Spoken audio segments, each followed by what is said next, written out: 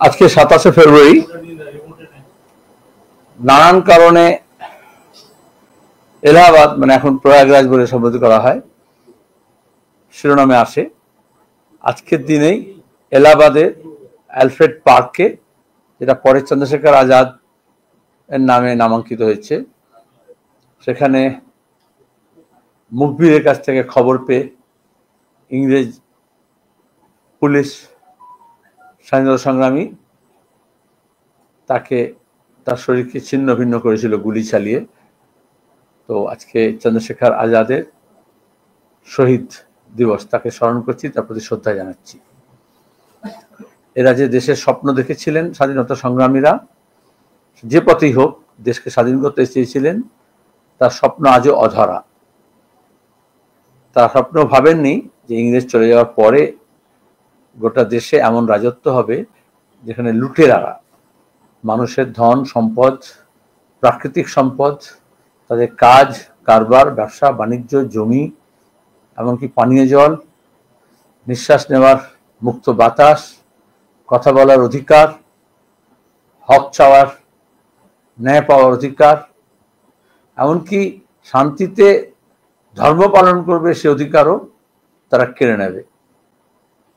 সেজন্য আবার আমাদের শপথ নিতে হয় যে স্বাধীনতা সংগ্রামীদের স্বপ্নের ভারত, ঐক্যবদ্ধ ভারত, যেখানে শান্তি থাকবে, সম্প্রীতি থাকবে, আর মানুষ তার জীবন জীবিকার সমস্যার সমাধান করবে, নিজের মতো করে প্রয়াস চালাবে। সরকার সেখানে ফেসিলিটেটর হবে, কিন্তু তার বদলে সরকার সেগুলো কেড়ে নিচ্ছে। আমি আরেকবার, এত ফেব্রুয়ারি মাস বাজেটের মাস হয়, সেখানে অর্থনৈতিক বিষয়গুলো বেশি আলোচনা হয় রাজ্যে বা দেশে। তা আমরা দেখলাম এমন হিড়িক তোলার চেষ্টা করা হলো যে লোকে সব তার কাজ কারবার, ব্যবসা বাণিজ্য, ট্যাক্স, আমদানি রপ্তানি, আয় ব্যয়, খরচ, সংসারের হোক, পরিবারের হোক, ব্যক্তিগত হোক, দেশের হোক, সেসব ভুলে গিয়ে যুযুদান শিবিরে ভাগ করার চেষ্টা করা হচ্ছে। আমাদের রাজ্যের শাসক, দেশের শাসক, তারা সেই বাতাবরণ তৈরি করছেন, একে অপরকে সাপ্লিমেন্ট করছেন, কমপ্লিমেন্ট করছেন। আগে আমরা বলতাম প্রতিযোগিতামূলক সাম্প্রদায়িকতা, বিভাজনের রাজনীতি, বাইনারি তৈরি করার জন্য। এখন হচ্ছে পরিপূরক রাজনীতি, কমপ্লিমেন্টারি, সাপ্লিমেন্টারি, একে অপরের পরিপূরকের ভূমিকা পালন করছেন। এবং তার প্রভাব আমরা অ্যাডমিনিস্ট্রেশনেও দেখছি, এমনকি তদন্তও দেখছি, এমনকি যে যে দুর্নীতি হচ্ছে সেখানেও দেখা যাচ্ছে। এবং সেই ক্ষেত্রে কেন্দ্রীয় এজেন্সিগুলোকে কীভাবে ব্যবহার করা হচ্ছে দেখা গেল। এত বিজ্ঞাপন, এত হইচই, অথচ তাকে এখন বলা হচ্ছে জনৈক। ভালো, এত সাধারণে নেমে এসছে, কিন্তু সিবিআই এর ভয় কিসের? কাকে ভয়? এতদিন ধরে তদন্ত করার পরে তার পরিচয় জানা গেল না। যেমন রাজ্যের পুলিশ বলছে গাড়ি ধরা পড়ার পরেও তার মালিকের হদিশ পাওয়া যাচ্ছিল না। আজকাল তো ওই আসানসোলের ঘটনায় স্মার্ট কার্ড থাকে, রেজিস্ট্রেশন, সঙ্গে সঙ্গে ঠিকুজি পাওয়া যায়। তারপর তাকে পালিয়ে যাওয়ার সুযোগ করে দেওয়া হলো, পরদিন থেকে বলছে এখন আমরা গরু খোঁজার মতো খুঁজছি। এইটা যখন কখন হয়? যখন অপরাধীর সঙ্গে তদন্তকারী যোগসাজশ থাকে, স্বার্থ থাকে। শিক্ষক নিয়োগের দুর্নীতির ক্ষেত্রে আমরা দেখেছি, কয়েক বছর ধরে বলা হচ্ছে, তদন্ত হচ্ছে, কাকুর গলার স্বর মেলানোতে 2 বছর লেগে গেল। সে বলছে আমার মালিককে কেউ ছুতে পারবে না। তার মালিক কে জানে না কেউ। সে সুজয় কৃষ্ণ তো এমপ্লয়ি, খাতায় কলমে, লিপস এন্ড বাউন্সের। যেমন অরুণ জেটলি যখন অর্থমন্ত্রী পার্লামেন্টে, তখন আমরা বলেছিলাম এই শেল কোম্পানিগুলোর কথা, লিপস এন্ড বাউন্সের কথা, যেখানে এই ধরনের হাজারো কোম্পানি খুলে টাকা পাচার করা হচ্ছে, কালো টাকাকে সাদা করা হচ্ছে। কোনো ইনভেস্টমেন্ট, কোনো ম্যানুফ্যাকচারিং, কোনো সার্ভিস সেক্টরে কোনো কাজের বদলেই কিন্তু কোটি কোটি টাকার রিটার্ন, ইনডেন্ট আর ব্যাংক ব্যালেন্স দেখানো হচ্ছে। কোত্থেকে আসছে? এই যে দুর্নীতির প্রাতিষ্ঠানিক রূপ, ইনস্টিটিউশনালাইজেশন অফ কারাপশন, এটা তার উদাহরণ। তো বিজেপি কখনোই, তার কেন্দ্রীয় এজেন্সি কখনোই এর বিরুদ্ধে ব্যবস্থা নিতে পারে না, এখন তারাও তো এই কাজ করে এসছে। যে শিক্ষক নিয়োগের দুর্নীতির কথা বলা হচ্ছে, যা তদন্ত করতে গিয়ে আজকে এই জায়গায় এসছে, তো ব্যাপম কেলেঙ্কারি তো মমতা ব্যানার্জি বিজেপির সঙ্গে গিয়ে তৃণমূল আরএস এর কাছে গিয়ে তো এই ট্রেনিংটা নিয়ে এসছে। ব্যাপম কাণ্ডে বিজেপি এটা করেছে এবং তারপরে কোনো হদিস পাওয়া যায়নি।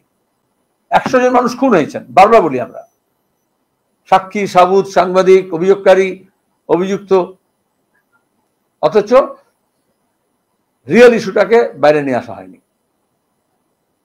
একইভাবে এই যে স্বাস্থ্যক্ষেত্রে ড্রাগ র্যাকেট, কার্টেল, তার সঙ্গে দাঁড়িয়ে ভেজাল ওষুধ, জাল স্যালাইন, এত হইচই, মিথ্যা মামলা, আরজি করে খুন, রেপ, কারণ এগুলো সব র্যাকেট, দেশব্যাপী আন্তর্জাতিক চক্র, সেই মাফিয়া। আমি 1.5 বছর আগে মাফিয়া ডন বলেছিলাম, মাফিয়া ডন কাম এমপি। সিবিআই সেই সাহসটুকু নেই, এমপি বলুক, এত খেলা হবে, এমপি কাপের ফুটবল হবে, রাস্তা জুড়ে সাইনবোর্ড লাগানো হচ্ছে, তার পরিচয় জানা নেই। আর আমার ওই যখন বলেছিলাম বিদেশি নিজের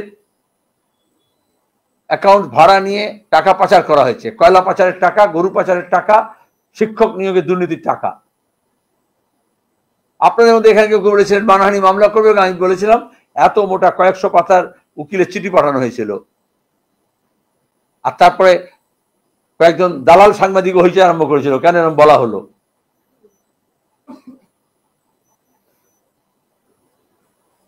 তার মধ্যে যৌনকর্মীদেরকেও উস্কানি দিয়ে বাড়ি পাঠিয়ে দেওয়া হয়েছিল আমার। কিন্তু কোথায় আজ পর্যন্ত মামলা তো হলো না, মানহানি মামলা। এখন তো আবার বলছি আমি, তা আমি এত কথা বলতে পারি, ইডি সিবিআই জানে না কোথায় টাকা কোথায় গেছে। এতদিন পরে বলছে টেলিফোন বার্তায় রেকর্ডিং এ জানা গেছে যে টাকা পয়সা ভাগাভাগি হচ্ছিল, কিভাবে কে পার্থ কতটা পাবে, অভিষেক কতটা পাবে, শান্তনু কতটা নেবে, সুজয় কৃষ্ণ কতটা নেবে, ওই 75-25 ভাগ আর কি। কচিকাচারা কত নেবে, পাকা মাথারা কত নেবে। আর সেখানে এই সাহসটা হয় না কেন? কার ভয়? মোহন ভাগবত? পরিষ্কার কথা আমি বলছি, আরএসএস, প্রধানমন্ত্রী, স্বরাষ্ট্রমন্ত্রী, কিসের যোগাযোগ? আর এখানে এখন নাটক করা হচ্ছে, আর মিডিয়া কিছু, উনি যাবেন কি যাবেন না, তৃণমূলের নেতা তৃণমূলের মিটিংয়ে যাবেন কি যাবেন না, সেই নিয়ে হচ্ছে রহস্য উপন্যাস লেখা হচ্ছে। এটা পরিষ্কার ইঙ্গিত করছে এই ধরনের এই জনৈক শব্দটায় যে আমন্ত্রণ লিপি। আমরা এর আগে শুভেন্দু ক্ষেত্রে দেখেছি, চিটফান্ডের কেলেঙ্কারির সময় সিবিআই ইডির তরফ থেকে আমন্ত্রণ লিপি পাঠানো হয়েছিল, তারপর যোগদান করানো হয়েছিল। এখন এটা ওর কাছেও আমন্ত্রণ লিপি।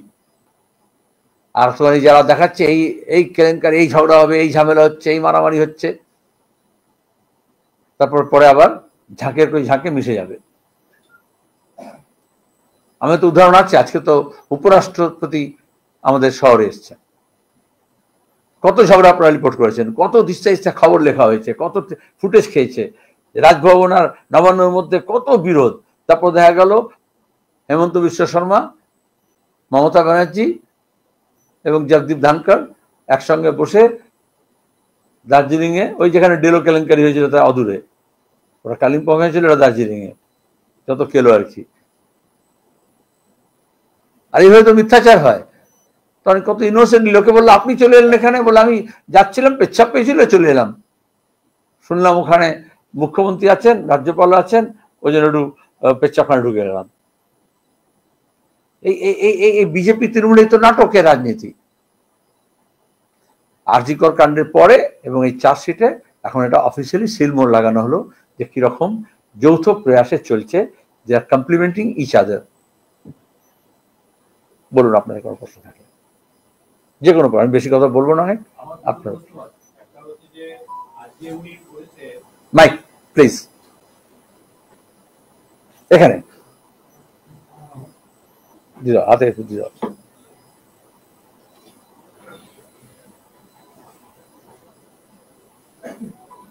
আজকে উনি বলেছেন যে কেন্দ্র ভুয়ো ভোটার ঢোকাচ্ছে আর পুরো কারসাজিটা কেন্দ্র করছে। 2004 সালে উনি লোকসভাতে স্পিকারের আসনের দিকে কাগজ ছুঁড়েছিলেন, বলেছিলেন রাজ্য সরকার ভুয়ো ভোটার ঢোকাচ্ছে। একটা বিভ্রান্তি তৈরি হয়েছে যে ভুয়ো ভোটার ঢোকানোর নিয়ন্ত্রণটা কে করে, কেন না?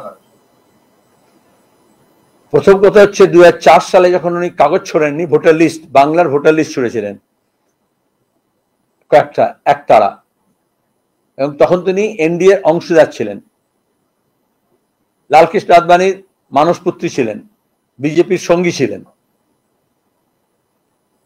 আর এখন তিনি নাটক করছেন বিজেপি বিরোধিতার। বরাবরই তিনি কেন্দ্র সরকারের সাহায্য চেয়েছিলেন, কেন্দ্রে অধিষ্ঠিত দল সরকারে যারা, তাদের সাহায্য চেয়েছিলেন পশ্চিমবঙ্গে বামফ্রন্ট এবং সিপিএম কে উৎখাত করার জন্য, তাদের লড়ার জন্য। এখন তাই করছেন। কিন্তু কে ভুতুরে ভোটার ঢোকালো? এই যে সরকার এলো বিধানসভায় জিতে, তো এই ভুতুরে ভোটার ভিত্তিতে, আর নাকি বলছেন এখন ভুতুরে ভোট ঢোকানো হয়েছে। আসলে তখন তিনি বলেছিলেন বাংলাদেশি আর এখানকার, তখন বিজেপি রাজনীতি ছিল এটা, আর এখন বিজেপি আর তৃণমূলের রাজনীতি হচ্ছে বাঙালি অবাঙালি।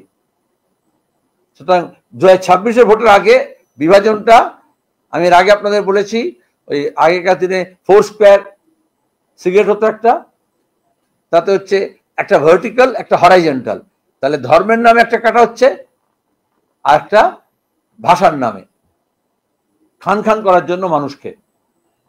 ভোটার লিস্ট সংশোধনে কাজ করে কে? সিওর অফিস থেকে, রিটার্নিং অফিসার, জেলা অ্যাডমিনিস্ট্রেশন, রাজ্যের অ্যাডমিনিস্ট্রেশন, তারা কার আন্ডারে থাকে? গত 10 বছর ধরে আমরা ভুয়ো ভোটারের নাম তালিকা জমা দিচ্ছি। সল্টলেকে যখন পুরো নির্বাচন হলো, আপনার কাগজে পড়েননি, তখন লেখেননি যে মৃত লোক ভোট দিয়ে চলে গেল, বিখ্যাত সব মানুষের? কারা দিয়েছে ভোট, কারা বেনিফিশিয়ারি? ভোটার লিস্ট ছেড়ে দিন, একটা কোঅপারেটিভের ভোট মিদনাপুরে 24-25 দুদিন ছিল নমিনেশন জমা দেওয়ার কথা,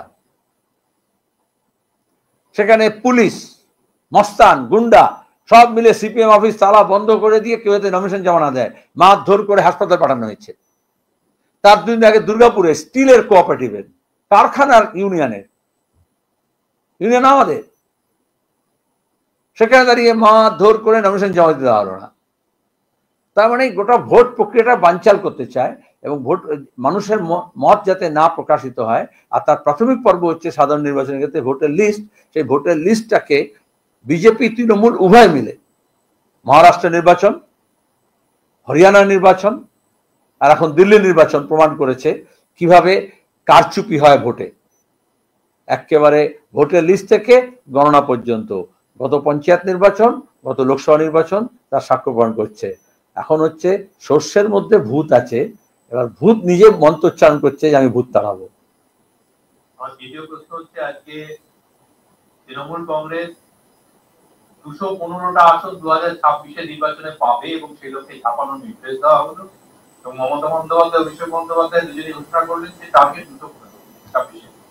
তাহলে এই যে এখন কাঁদুনি করছেন ভোটার লিস্টের, দেখবেন অমিত শাহ এবং মমতা ব্যানার্জি, বিজেপি তৃণমূল একই কায়দা, আগে নাম্বার ঘোষণা করে দেয়, তারপর ওপর থেকে নিচ পর্যন্ত মানি পাওয়ার, মাসেল পাওয়ার, মিডিয়া পাওয়ার, কালো টাকা, সাদা টাকা, কর্পোরেট টাকা, ইলেকট্রাল বন্ড ব্যবহার করে নিয়ে সেই নাম্বারটাকে বুঝিয়ে দেয়। তার গোটা নির্বাচনী প্রক্রিয়াটা লোক দেখানো হয়, ফলটা আগেই ঘোষিত হয়ে যায়। তার ভিত্তিতেই টেলিভিশন চ্যানেলেও চলে আলোচনা বিতর্ক, তার ভিত্তিতেই চলে প্রিপোল, সব নানা রকমের ব্যাপার, ওপিনিয়ন পোল, আর তারপরে আবার এক্সিট পোল। তো এটা তো আগে ফল ঘোষণা করে দিচ্ছেন, তো ভোট করার দরকার কি? আর ভোটার লিস্টই বা দরকার কি?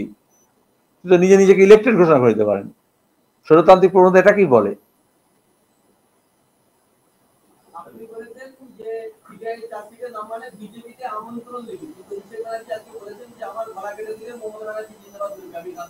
কত লোককে এখন দেখলাম, শুভেন্দুকে দেখিনি, আবার দেখবো না,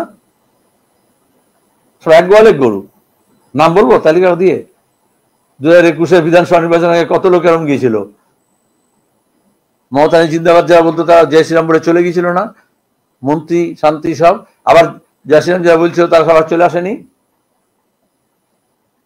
জিতেন্দ্র তিওয়ারি, অর্জুন সিং, রাজীব ব্যানার্জি, কত নাম বলবো আমি? ওসব টাকায় বিক্রয় 1 কোটি।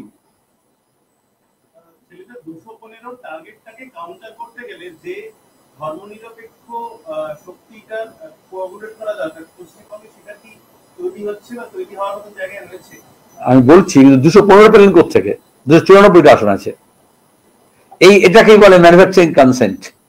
আজ থেকে শুরু হলো এবং গোটা মিডিয়াকে ব্যবহার করে নিয়ে এই 215 গল্প লেখা হবে এবং বলা হবে, তারপর ওটাই একটা মানুষের মাথার মধ্যে ঢোকানো হবে। সরি, আপনার কোন অ্যাসেসমেন্ট আছে 215 নিয়ে?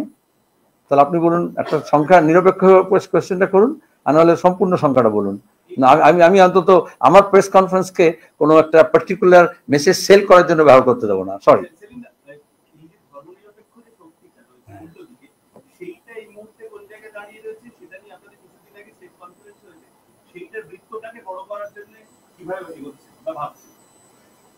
আসলে রাজ্যটাকে বাঁচাতে হবে, রাজ্যের ভবিষ্যৎটাকে বাঁচাতে হবে, রাজ্যের মানুষের ঐক্যটাকে বাঁচাতে হবে, এবং সেই জন্য যারা মানুষকে ভালোবাসেন, রাজ্যটাকে ভালোবাসেন, দেশটাকে ভালোবাসেন, তাদেরকে ঐক্যবদ্ধ করতে হবে। সে কাজে সিপিআইএম রাজ্য সম্মেলনের রেফারেন্স আপনি দিয়েছেন, আমরা সেখানে আলোচনা করেছি। প্রথম শর্ত হচ্ছে সিপিআইএম কে আরো মজবুত আমরা করব, সেই শপথ নিয়েছি। শ্রেণী আন্দোলন হবে, গরিব মানুষকে নিয়ে জড়ো করা হবে, মধ্যবিত্ত নিম্নবিত্তদেরকে, বেকার ছেলে মেয়েদেরকে, ছাত্রদেরকে, এবং সে লড়াই ইতিমধ্যে চলছে। আপনারা জানেন আমাদের রাজ্য সম্মেলনে আলোচনা করেছি, সেখানে তো সিদ্ধান্ত হওয়ার আগে তো আমরা আগে কতগুলো প্রস্তুতি নিয়েছি। তাহলে গত নভেম্বর মাস থেকে আমরা যে প্রস্তুতি নিয়েছিলাম, জানুয়ারিতে কিছু ঘোষণা করেছিলাম, জানুয়ারি থেকে এখন পর্যন্ত যা প্রস্তুতি নিয়েছি, রাজ্য সম্মেলনে তা ঘোষণা করা হয়েছে, এবং এখন থেকে যা হবে আবার মে মাসে ঘোষণা করা হবে। 2 মাস অন্তর অন্তর আমাদের কতগুলো ফেজ আমরা ভাগ করেছি, এবং সেখানে দাঁড়িয়ে এক সংগঠনকে মজবুত করা, নতুন কর্মী বাহিনীকে নিয়ে আসা, আর যারা বসে গিয়েছিল, চলে গিয়েছিল, সরে গিয়েছিল, নড়ে গিয়েছিল, তাদেরকে জড়ো করা। তার উপর দাঁড়িয়ে যারা বামপন্থী আছেন, বামফ্রন্ট এবং বামফ্রন্টের বাইরে ব্যক্তি, গোষ্ঠী, দল, তাদের সবাইকে আমরা জড়ো করছি। এবং এটা কঠিন কাজ, কিন্তু অনেকটা সহজে উঠেছে। কারণ একটা এই আরজিকর মুভমেন্টের সময় দেখেছেন যে একটা বামপন্থার পুনরুত্থান, পুনর্জাগরণের, এখানে দাঁড়িয়ে একটা বৃহত্তর ঐক্য গড়ে উঠছে। সবটাই যেটা নির্বাচনী জোট নয়, আমরা সেটা বলছিও না, কিন্তু ইকোসিস্টেম, লেফট ইকোসিস্টেম, যেটাকে বিজেপি আর তৃণমূল দক্ষিণপন্থা উত্থান মানে এই দাঙ্গা হাঙ্গামা, সাম্প্রদায়িকতা, এই যে একটা শিব মন্দিরে কে জল ঢালতে যাবে, কে জ্বালতে যাবে না জাতির ভিত্তিতে, একটা রামনবমী এবং ঈদের সময় আনন্দ হবে না দাঙ্গা হবে, সেদিনের লোকেদের আশঙ্কা, এটা তো আমাদের যে বাম যে পরিমণ্ডল ছিল ভেঙে দক্ষিণ যা তৈরি করা হয়েছে দক্ষিণপন্থা বিজেপি তৃণমূল মিলে, সেটার বিরুদ্ধে একটা বৃহত্তর ঐক্য গড়ে উঠছে। তাহলে তার প্রথম শর্ত হচ্ছে ধর্মশক্তিকে এককাট্টা করার। যে আগে হচ্ছে দাঙ্গা হলে আমরা গিয়ে বলতাম দাঙ্গা নয়, শান্তি চাই। আমরা এখন শপথ নিয়েছি যে দাঙ্গা করতে চাইলে তার আগেই ঐক্যবদ্ধভাবে ধর্মনিরপেক্ষ মানুষ সেটাকে আটকাবেন, দাঙ্গা রোখা হবে। কারণ পুলিশ গত রামনবমীর সময় রিসরা এবং শিবপুরে মমতা ব্যানার্জি নিজে বলেছিলেন পুলিশ 8 ঘন্টা একটু সময় দিয়েছিল দাঙ্গা করার জন্য, যেটা ধুলাগড়ে দিয়েছিল, যেটা বসিরহাটে দিয়েছিল, যেটা রানীগঞ্জে দিয়েছিল। তাহলে আমরা এবার পুলিশ দাঙ্গাবাজদেরও সে সুযোগ দেব না, আর পুলিশকেও সে সময় দেওয়ার সুযোগ দেওয়া হবে না। তার আগে থেকে আমরা প্রচার এবং প্রস্তুতি গ্রহণ করব, যেখানে স্বেচ্ছাসেবক বাহিনী থাকবে এবং দাঙ্গা আটকানোর চেষ্টা করা হবে। এইভাবে আরো বেশি বৃহত্তর মানুষের ঐক্য গড়ে উঠবে। সেখানে দাঁড়িয়ে মানুষের রুটি রুজির প্রশ্ন, মূল্যবৃদ্ধির প্রশ্ন, শিক্ষার প্রশ্ন, স্বাস্থ্যের প্রশ্ন, এই নিয়ে বৃহত্তর ঐক্য গড়ে উঠবে। তারা একদল ধর্মের নামে কারসাজি করবে, আর অন্য আরো বৃহত্তর ঐক্য গড়ে তুলে আমরা সেটাকে রুখে বাংলার ভবিষ্যৎকে রক্ষা করার জন্য চেষ্টা করব।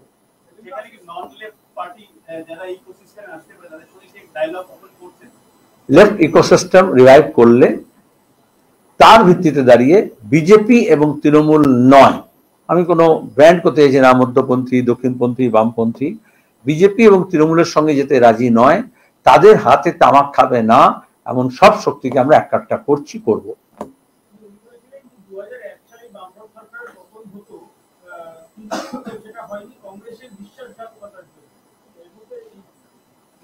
2011-তে তিনি এলেন, তাহলে কংগ্রেসের সহযোগিতার জন্য, সেটাও বলা উচিত, সত্য কথা পরিষ্কার করে বলা উচিত। তো যেটা হলো না সেটা নিয়ে তিনি বলছেন, আর যেটা হলো, যদি কংগ্রেস নিজের কাঁধ না দিত তাহলে তৃণমূল কংগ্রেস কখনো রাইটার্স বিল্ডিং উঠে দেয় বসতে পারতো? সবাই জানি আমরা। আর 2001-এ আমি নিজে পুরো নির্বাচন, আমি বিধানসভা নির্বাচন লড়েছিলাম, এই এন্টালি কেন্দ্রে লড়েছিলাম। কংগ্রেস এবং তৃণমূল যৌথ প্রার্থী ছিল সুলতান আহমেদ, তাকে হারিয়েছিলাম। এবং সেখানে এই যে বললো না গলা কেটে দিলে আমি যাব না, সেদিন সুলতান আহমেদ বলেছিলেন, আপনি যদি শোনেন শুয়োরের মাংস খেয়েছি সেটা বিশ্বাস করে নেবেন, কিন্তু আমি কখনো তৃণমূলে গেছি এটা বিশ্বাস করবেন না, বলেছিলেন। এবং তারপরে গিয়েছিলেন। সুতরাং ওইসব কথার কোনো দাম নেই। যারা টিকে থাকবে, যারা এদিক ওদিক করবে না, जो बिकाऊ माल नहीं होगा, जो टिकाऊ माल होगा, वो सबको एक साथ करेंगे। মমতা বন্দ্যোপাধ্যায় বলছেন যে বিজেপি এখন গেরুয়া কংগ্রেস, ওপরে হলুদ ভেতরে লাল। মমতা যেটা বলতে পারেন, ভেতরে বাইরে তার মধ্যে গেরুয়া আছে, বিজেপি আছে। তিনি বিজেপির ইন অ্যান্ড আউট দুটোই জানেন, কারণ তিনি তাদের সঙ্গে ঘরও করেছেন, তাদের সঙ্গে লড়ার নাটকও করেন। আমি তো অতটা বলতে পারবো না, তো বিজেপির অতটা ভেতরে আমি ডিপ ডাইভ দিইনি। কিন্তু এই ডিপ ফেকের যুগে মমতা ব্যানার্জি যে ফেকিং করেন তার রাজনীতিতে, তার কথাবার্তায় এবং মিথ্যাচার করেন, সেটা তো আমরা জানি, আমরা তো বিশ্বাস করি। এবং এটি নতুন অরিজিনাল কথা কিছু বলেন না, এটা অনেক আগে সুব্রত মুখার্জিকে বলা হয়েছিল, তরমুজ, যখন উনি কংগ্রেসে ছিলেন হাফ, আর হাফ ছিলেন তৃণমূলে। বিধানসভার মধ্যে ছিলেন কংগ্রেসে, আর পুরসভায় ছিলেন তৃণমূলে। মনে আছে আপনাদের? হ্যাঁ,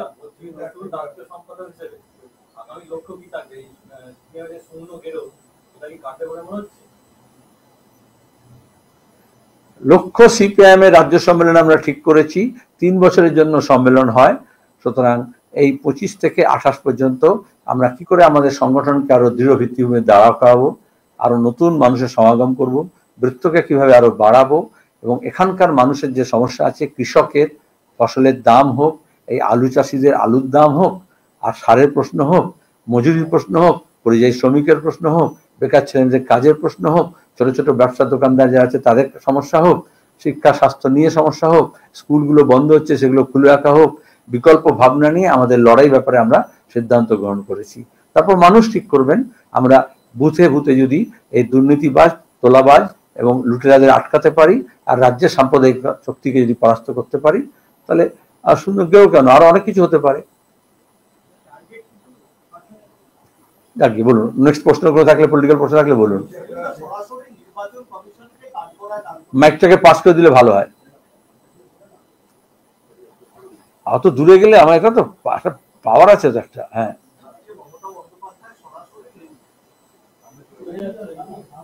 কর্ডলেসের তো একটা রেঞ্জ আছে। হ্যাঁ, সরাসরি নির্বাচন কমিশনকে কাঠগড়ায় দাঁড় করিয়েছেন মমতা বন্দ্যোপাধ্যায়, এবং মুখ্য নির্বাচন কমিশনার যে রয়েছে তার সঙ্গেও বিজেপির যোগ সাজসের কথা বলেছে। গোটা দেশ বলছে, তার সঙ্গে আমরা রাজ্য নির্বাচন কমিশনের কথা বলেছি, পঞ্চায়েত নির্বাচনের সহ পুরসভা নির্বাচনে। আপনি আচরি ধর্ম অপরে শিখায়। তিনি নিজে রাজ্য মুখ্য নির্বাচন কমিশনকে কিভাবে ব্যবহার করেছেন পুর নির্বাচনে এবং পঞ্চায়েত নির্বাচনে সবাই জানে। কিভাবে রাজীব কুমার বলে দিই আমি, আবার আরেকজন ছিল না, সিনহা, ইলেকশন কমিশনার, কিভাবে ব্যবহার করা হয়েছিল আমরা জানি না। এবং এখন দিল্লিও তাই করছে। আমার কাছে প্রশ্ন হচ্ছে, বিজেপির শেখানো কাজ মমতা করেছেন না মমতা শেখানো কাজ বিজেপি করেছে? কে কত বড় ওস্তাদ নির্বাচনে কারচুপি করার জন্য, সেটা বড় প্রশ্ন হতে পারে। কিন্তু এখন তাদের বড় ওস্তাদ ট্রাম্প বলছে যে $মিলিয়ন এন্ড বিলিয়ন খরচা করেছে, সেই টাকা দিয়ে মিডিয়া কেনা হয়েছে, প্রচার সংগঠিত করা হয়েছে, নির্বাচনী পার্সোনালদেরকে ব্রাইব করা হয়েছে, ঘুষ দেওয়া হয়েছে, ভোট লুট করা হয়েছে। পশ্চিমবঙ্গে 2011 সময় আমরা বলেছিলাম, তার আগেও বলেছি, এবং এখন গোটা দেশে দেখছি। আর এখন তো যারা টাকা দিয়েছে তারা নিজে বলছে যে বাংলাদেশের জন্য টাকা দিয়েছি, ভারতের জন্য টাকা দিয়েছি। হিলারি ক্লিন্টন এমনি এমনি চলে এসেছিলেন 2011 পরে যখন আপনারা বলেছিলেন রেজিম চেঞ্জ। কোন কোন রাজ্যের নির্বাচনের পরে আমেরিকা থেকে এসে সরাসরি আসে আর মুখ্যমন্ত্রী নিচে নেমে এসে রাইটার্স বিল্ডিং থেকে তাকে গ্রহণ করেন? কাদের টাকা ভোট হয়েছিল? চিটফান্ড সামনে ছিল, চিটফান্ডে মরিসাস রুটকে ব্যবহার করে কিভাবে টাকা এসছিল। আজকে বলছে এই 2024-এর নির্বাচনে বেলডাঙ্গার দাঙ্গা হোক আর বিজেপি তৃণমূলের ভোট হোক আর ভোট লুট হোক আর গণনায় কারচুপি হোক। এই যে যুবা তৃণমূল তৈরি হয়েছিল, আজকে অনেকদিন পর আবার বেরিয়েছে। ওই যে শিক্ষক নিয়োগের দুর্নীতির ব্যাপারে যারা কথাবার্তা বলছিল তারা কারা? শান্তনু, সুজয় কৃষ্ণ, তাদের নাম সামনে কি এসেছিল? যুব তৃণমূল নয়, যুবা তৃণমূল। ওটা আমেরিকা বোঝার জন্য বিদেশে টাকা হয়েছিল, তারই সাইনবোর্ড লেগেছিল 2011-তে, গোটা রাজ্য জুড়ে হয়েছিল। আজকে ট্রাম্প বলছেন যে ভোটার মোবিলাইজেশনের জন্য টাকা দিয়েছিলাম, টাকা দিই। আর আমরা দেখেছিলাম ভোটার মোবিলাইজেশনের জন্য খবরের কাগজে পূর্ণ পাতা বিজ্ঞাপন ছিল, হাফ পাতা বিজ্ঞাপন ছিল, বড় বড় হোর্ডিং ছিল। কোন সংগঠন ছিল? কোথায় গেল সেই সংগঠন? এগুলো ফ্লাই বাই নাইট অপারেটর তৈরি করা হয়, তারই প্রোডাক্ট তৃণমূল, তারই প্রোডাক্ট বিজেপি। অন্যান্য অনেক কাজের মধ্যে এই বিদেশি টাকা নিয়ে আমাদের দেশের গণতন্ত্রকে ধ্বংস করা, মানুষের মতামতটাকে হাইজ্যাক করার চেষ্টা করা, যেটা আজকে বাংলাদেশে আমরা দেখছি। বাম, কংগ্রেস এবং বিজেপির জামানত বাজেয়াপ্ত করার কথা বলছে। আরো বেশি টাকা পাবেন বলে জিজ্ঞেস করতে হবে কত $1 মিলিয়ন পেয়েছিলেন, এখন কত $1 বিলিয়ন পাবেন। নাহলে আগে থেকে এত সাহস হয় কি করে বলার? রেস্ট হয়তো দেখতে হবে, খরচা আছে। এমনি এমনি বলছেন, তাহলে খরচার টাকাটা আগে জড়ো করেছেন।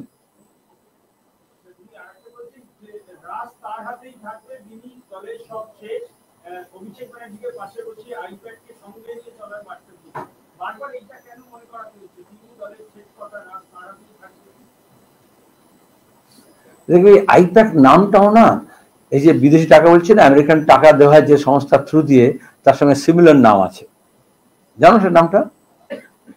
ওইরকম কাছাকাছি নাম থাকে। এ ধরনের বিভিন্ন কন্ডুইট তৈরি করা হয় মানুষের মতকে হাইজ্যাক করার জন্য।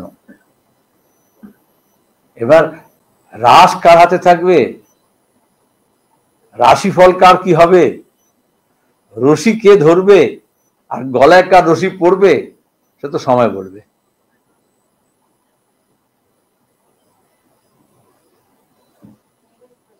हाँ, अब तो फिर दाहिने हाथ में बैठे हो और माइक उधर बाएं हाथ में है।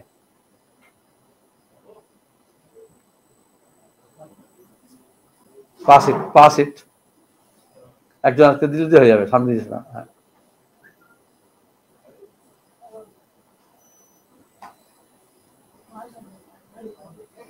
ऑन करो है नहीं।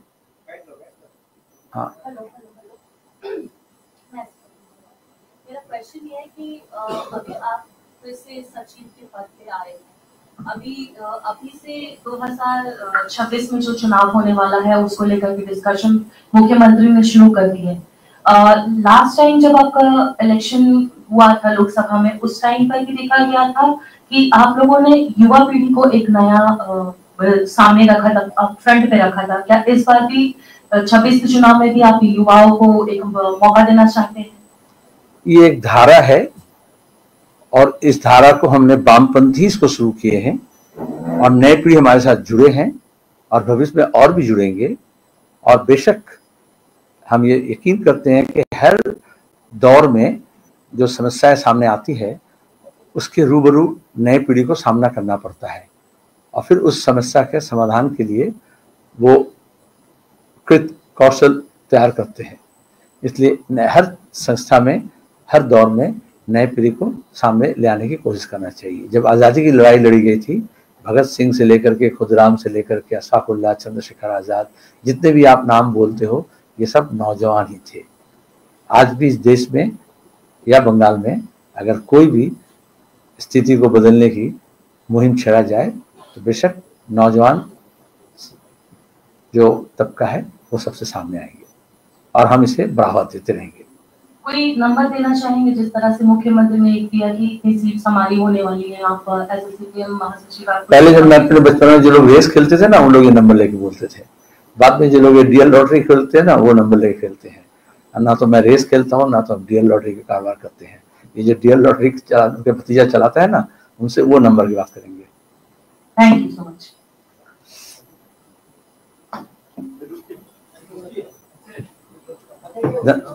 হয়েছে হয়ে গেছে তো? ধন্যবাদ ধন্যবাদ।